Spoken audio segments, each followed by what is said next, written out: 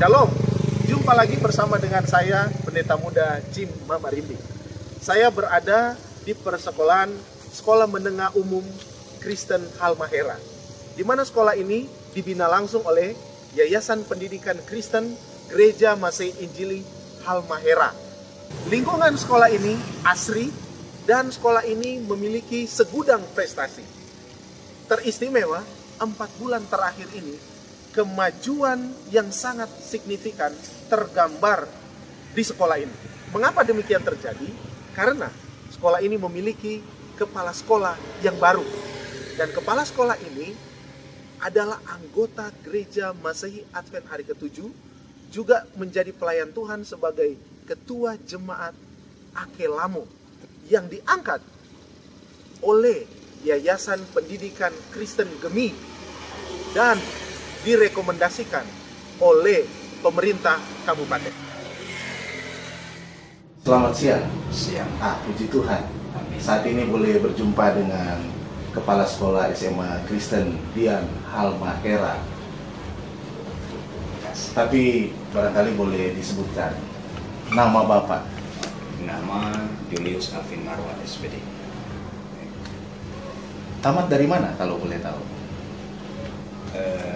Pendidikan di IKIP, dulu IKIP sekarang Unima.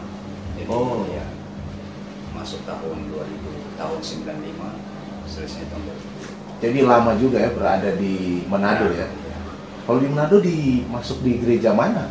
Gereja Sario. Pionir Sario. Iya, Pionir Sario. Oh, puji Tuhan.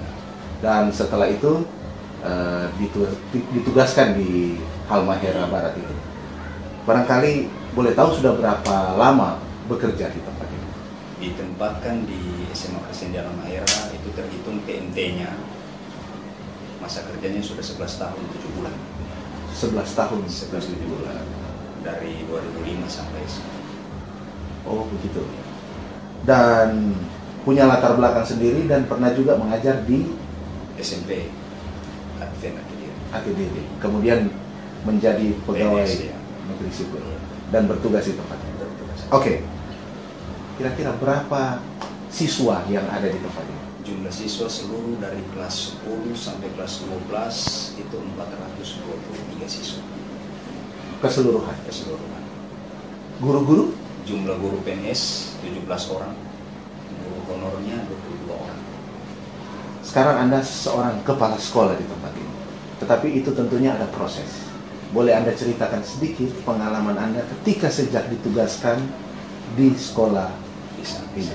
Silakan. Jadi SK penempatan pertama itu TMT-nya 2005. Saya masuk ke sini sebagai guru biasa. Ya. Itu mengajar ekonomi.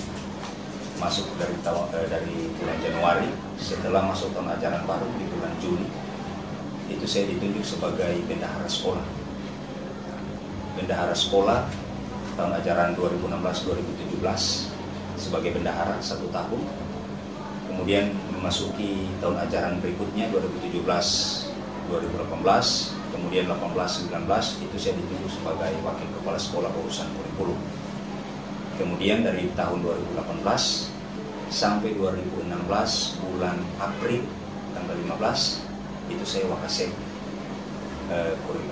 kurikulum.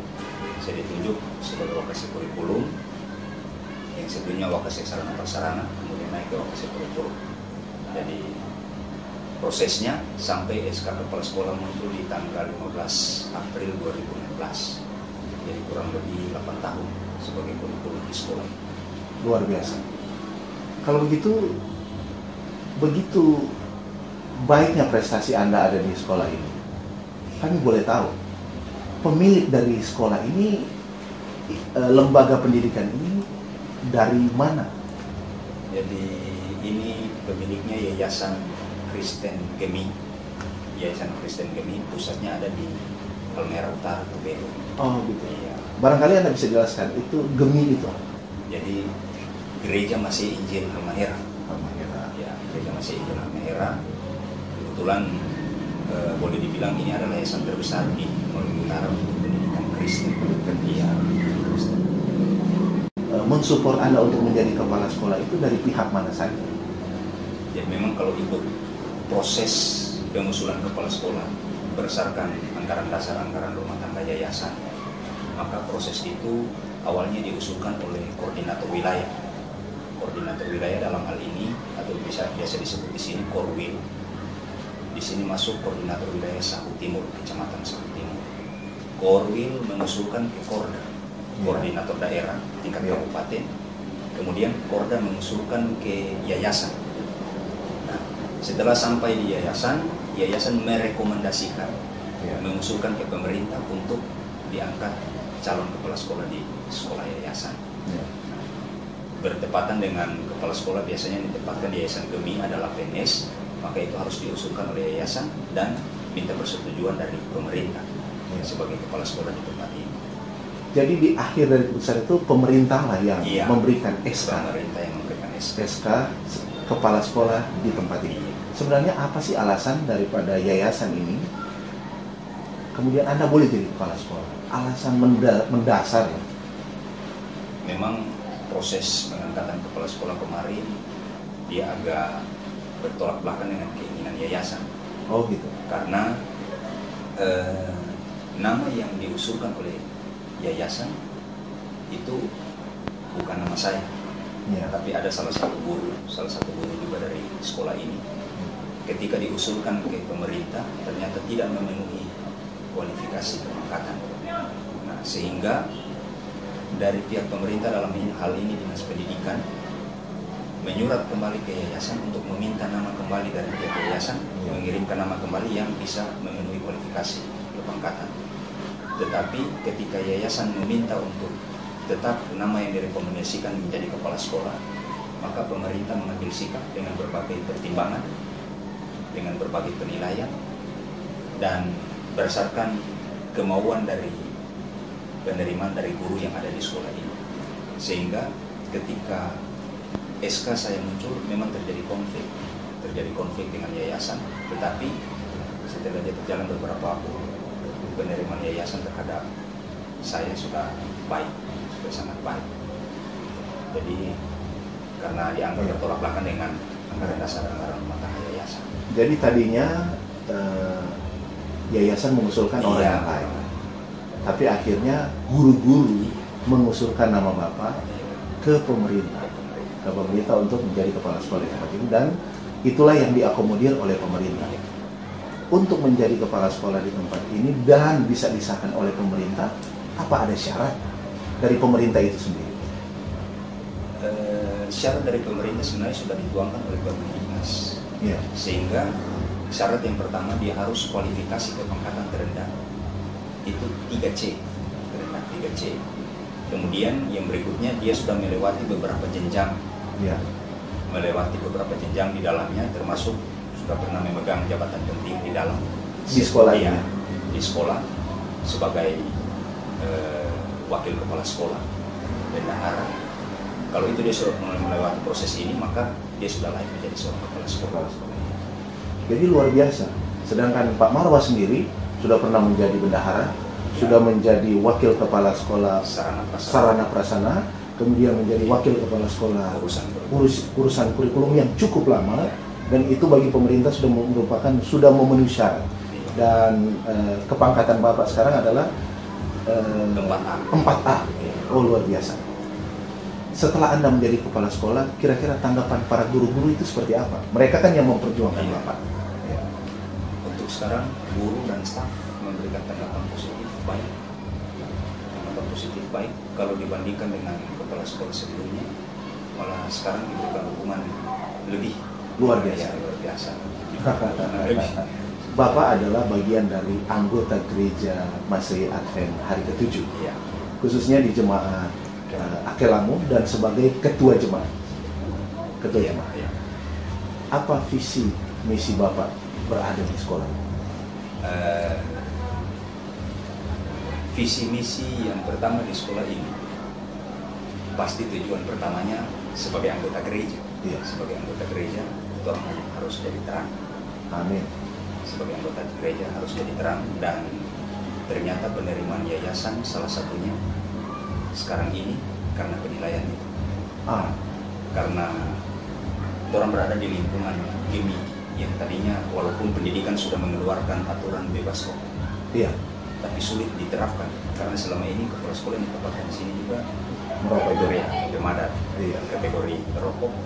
Dan setelah saya naik, ya puji Tuhan, salah satu visi dari gereja kita disinkronkan dengan visi pemerintah, Iya. dan itu dapat respon yang baik. Jadi itu yang pertama. Yang kedua, proses pembinaan kerohanian di sekolah ini rutin. Iya.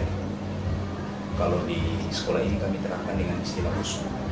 Jadi buka usbu dan tutup usbu. Jadi kegiatan awal pembelajaran di hari Senin sebelum Iya. belajar Iya. kita ibadah. Ibadah. Kemudian di akhir pembelajaran di hari Sabtu juga ibadah. Ibadah. Jadi siswa diarahkan untuk ibadah. Jadi seperti itu. Ada tidak anggota gereja Advent yang mengajar di sekolah itu? Tidak. Tidak ada. Hanya Bapak satu-satunya. Setelah Anda jadi kepala sekolah, apa yang Anda telah buat? Dalam kurun waktu yang singkat. Iya. Dalam kurun waktu yang singkat, yang pasti peningkatan disiplin. Untuk mendukung disiplin ini, saya menggunakan CCTV. Oh, pakai CCTV sekarang? CCTV. Jadi untuk mengontrol proses belajar, Ya. baik siswa guru di ruangan, saya menggunakan ini. Kemudian saya sudah melakukan rehab swadaya mandiri, rehab perpustakaan. Iya. Kemudian untuk mendukung pembelajaran IT, Iya. saya buat pengadaan komputer 10 unit Iya. untuk mendukung IT. Dalam kurun waktu dari Mei sampai Agustus, dari Mei, karena April SK keluar, X-nya di Mei, Luar Juni, biasa. Juli, Agustus masuk. Tanggapan kira-kira dari yayasan sendiri bagaimana? Yayasan pada akhirnya kunjungan beberapa minggu kemarin, Iya. 2 minggu kemarin itu yayasan kunjungan, dan saya sudah minta untuk mengundurkan diri ke pemerintah. Tapi Oh, ya? justru yayasan yang mempertahankan. Yayasan meminta untuk tetap di sini. Jadi yang tadinya mereka menolak, sekarang justru mereka yang mempertahankan untuk tetap di sini. Ya. Karena lihat beberapa perkembangan yang sudah dibuat dalam kurun waktu sangat dekat. Bagaimana Anda membagi waktu Anda sebagai seorang anggota gereja yang tentunya pada hari Sabat tidak bekerja, tetapi Anda ditugaskan di tempat ini, di sekolah yang hari Sabtu juga ada kegiatan? Jadi memang masalah waktu ini tadinya agak rumit, tapi setelah berjalan waktu sebenarnya mudah. Terkadang kan waktu mengatur kita, sebenarnya kita yang mengatur waktu. Nah, konsep berpikir apalagi jabatan di gereja, ketua jemaat, kemudian di wilayah kita juga ini ada jabatan yang saya pegang, yaitu sebagai sekretaris koordinator pertemuan wilayah yang mencakup Halmahera Barat, Tidore Kepulauan, dan Ternate. Nah, kemarin ketika pertemuan di Tobelo itu diberikan tanggung jawab juga sekretaris pertemuan Maluku Utara. Iya. Nah, sementara kegiatan di sekolah harus jalan. Iya. Teristimewa di hari Sabtu, kalau kegiatan tidak jalan harus jalan, dan proses sekolah tetap jalan baik. Makanya langkah yang pertama yang harus saya buat adalah menempatkan Wakasek yang bisa mampu bekerja, Iya. walaupun saya tidak ada. Iya. Karena pekerjaan kepala sekolah bisa dilimpahkan ke Wakasek. Iya. Jadi saya buat pembagian tugas Iya. dengan deskripsinya secara rinci. Saya bagikan. Di situ sudah tertera ketika kepala sekolah berhalangan hadir, siapa yang ditunjuk sebagai kepala sekolah menggantikannya pelaksana hariannya, sehingga tidak mengganggu proses belajar. Nah, kemudian yang berikut yang saya buat, saya berikan pemahaman ke guru-guru, karena tadinya penerimaan dari guru-guru juga mempermasalahkan hal itu. Bagaimana kalau kepala sekolah tidak masuk di hari Sabtu? Saya berikan pemahamannya adalah bahwa kita bekerja di sini hanya sampingan. Pekerjaan inti kita adalah di gereja. Amin. Jadi kita membantu, kita bekerja untuk Tuhan, maka Tuhan akan membantu pekerjaan kita. Iya. Dan itu bukan hanya saya minta semua guru juga melakukan hal itu. Iya. Jadi kalau ada tugas di gereja, silakan jalan, saya berikan izin, keluasan, berikan izin untuk melaksanakan tugas di gereja. Sehingga ketika saya melaksanakan tugas di gereja, guru-guru juga tidak komplain. Iya. Ya, karena orang bisa mengerti bahwa di sana sebenarnya tugas ini Iya. di gereja. Tapi bukan berarti saya juga tidak meninggalkan tugas di sini. Nah, kemudian yang berikut, apa yang bisa saya kerjakan hari ini, saya harus selesaikan. Apalagi ini hari Jumat, seperti ini hari Jumat, semua pekerjaan saya harus rangkumkan di hari Jumat ini. Tidak menumpuk untuk berikut, karena di hari Sabat saya aktif di gereja. Dan komitmennya jalan, ketika hari Sabat, HP saya nonaktifkan dan guru-guru sudah tahu. Jadi nanti sesudah tutup Sabat, baru guru-guru bisa ada perlu datang ke rumah. Nah, sesudah aktivitas gereja selesai, dan itu sudah dibiasakan, jadi penerimanya di sini jalan seperti biasa. Jalan seperti dan biasa. Sejauh ini semuanya berjalan dengan lancar. Model pembelajaran apa yang Anda buat di sekolah pada hari Sabtu? Ya, jadi atau hari Sabat? Iya, model pembelajaran di sekolah saya memberikan 2 jam untuk pengembangan minat. Pengembangan minat itu bisa ada olahraga, seni musik, paduan suara, kemudian tari, tari tradisional, tari modern, itu dikembangkan 2 jam. Jadi kalau masuk jam 7.15 itu 2 jam pelajaran, masuk ke setengah 9 itu kegiatan kerohanian jalan sampai jam 11. Sampai jam 11, kadang sampai jam 12, setelah itu baru sekolah dipulang. Tetap ada ibadah? Tetap ada ibadah di sekolah ini pada hari Sabat, hari Sabtu. Jadi terkadang kalau diberikan jadwal kan ada jadwal untuk pembawa renungan. Jadi saya juga diberikan jadwal untuk itu. Jadi kalau hari Sabtu saya tetap memberikan firman di sini. Kira-kira apa tantangan yang Anda hadapi sejak menjadi kepala sekolah saat ini? Tantangan yang dihadapi memang cukup besar. Karena ya, secara pribadi saya setidaknya harus mampu mengangkat nama sekolah. Dan kultur masyarakat di sini, itu kebiasaannya susah untuk merubah karena kebiasaan dari rumah terkadang anak-anak bawa sampai ke sini. Maka salah satu hal yang saya buat, langkah pertama yaitu mengaktifkan anak untuk mencintai sekolah dulu. Ketika mereka sudah ada di sekolah, lebih mudah kita untuk mengembangkan mereka. Jadi itu langkah yang saya buat, dan tentunya ya sasaran utama sebagai umat Tuhan, sasaran utamanya menjadi terang di sini. Itu sasaran utama. Makanya saya koordinasi dengan pimpinan gereja di sini, koordinator pendeta TK. Kalau boleh ambil bagian di setiap usbu, nanti kita buat jadwal. Jadi akan diaktifkan tanpa ada intervensi dari manapun. Nanti saya juga kasih pengertian ke guru-guru supaya guru-guru bisa terima itu. Tugas kita kan untuk menjadi umat Tuhan, memberitakan Injil. Jadi itu tantangan ke depan yang sementara saya hadapi. Jangan sampai ada penolakan dari pihak yayasan ataupun masyarakat yang pada umumnya di sini. Mungkin itu yang paling besar. Jadi saat ini Anda masih berada di posisi di mana sudah diterima oleh yayasan, disupport oleh pemerintah, dan juga didukung oleh seluruh anggota gereja Advent yang ada di tempat ini. Luar biasa. Ada anggota Advent, anak-anak Advent yang bersekolah di tempat ini? Siswa Advent yang sekolah di tempat ini ada 12 orang. 12 orang. Dan mereka juga mendapat hak yang sama hari Sabtu? Iya, tidak diizinkan untuk sekolah. Iya. Tidak diizinkan untuk sekolah.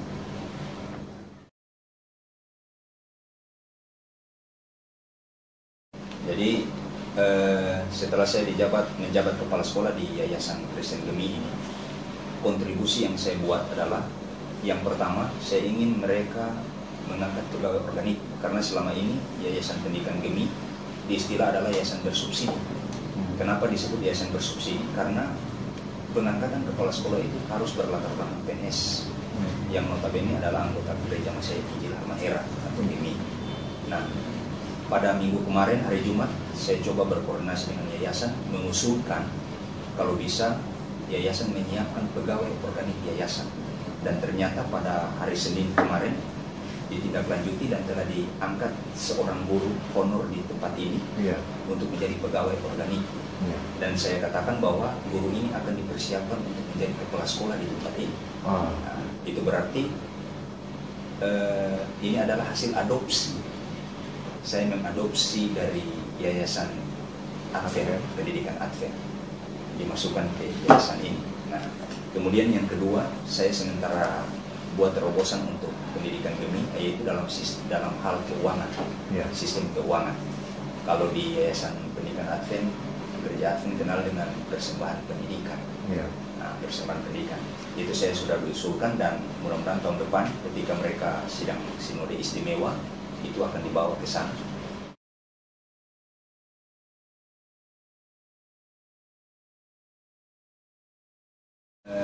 Khusus untuk keuangan,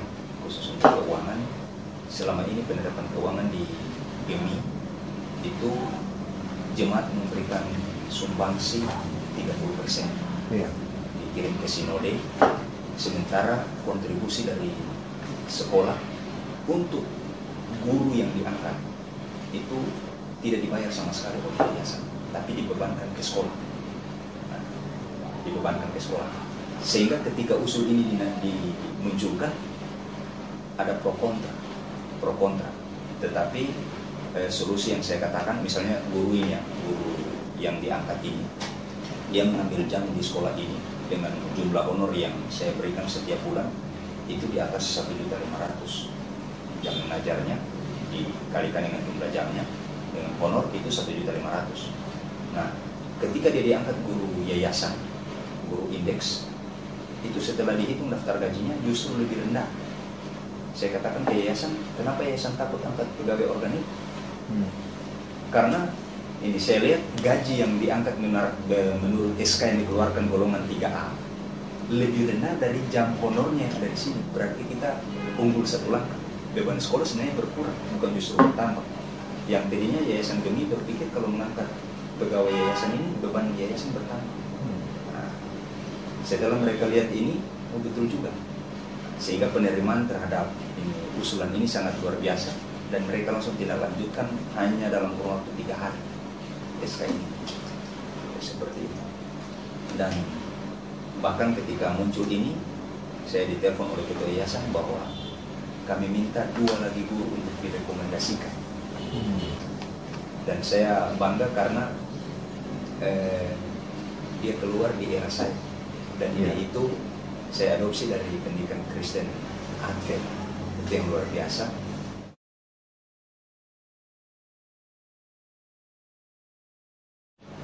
Di Halmahera ini, masyarakat GEMI itu lebih dari 70%. Tapi tidak ada sekolah GEMI yang unggul. Tidak ada sekolah GEMI yang unggul. Berarti ada yang salah di sistem GEMI. Dan bersyukur penerimaan mereka luar biasa. Pasti tentunya tujuan utama adalah kekabaran, dan saya punya visi ke depan. Di tahun 2017 saya akan buat KKR di SMA ini. Jadi buat KKR untuk SMA dia 1 minggu full, dan itu akan kita coba koordinasi dengan daerah agar bisa datangkan pendeta, dan khusus untuk sekolah ini. Kalaupun malam nanti tidak jalan, kita akan meliburkan full pembelajarannya, diisi dengan KKR selama 1 minggu di siang hari. Jadi itu yang masih terbebani visi misi ke depan, dan mudah-mudahan lewat kehadiran saya di sini juga ada banyak jiwa yang disiapkan di sekolah ini. Nah, itu tujuan ke depan. Baik saudara-saudara, kami sudah bercakap-cakap dan sharing bersama dengan Bapak Kepala Sekolah SMA Kristen Dian Halmahera, Bapak Julius Alvin Marwa SPD. Kiranya boleh menjadi berkat bagi kita semua. Shalom.